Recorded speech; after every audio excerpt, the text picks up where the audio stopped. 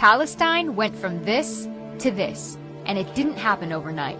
Up until the early 1900s, Palestine was part of the Ottoman Empire, a religiously diverse land where Muslims, Christians, and Jews lived alongside each other.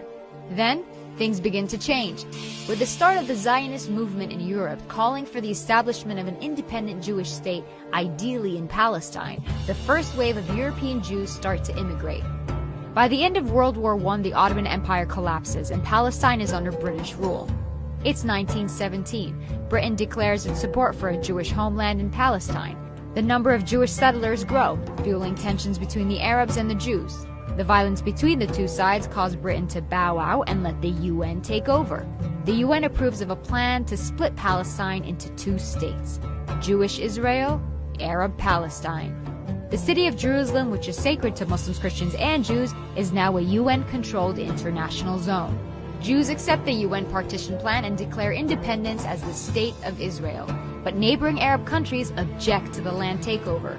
This marks the beginning of the First Arab-Israeli War.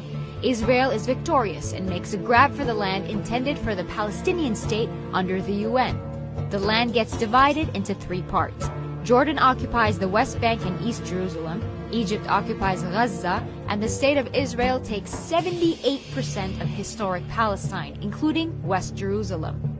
700,000 Palestinians become refugees as a result, and the day is remembered as al-Nakba, the catastrophe.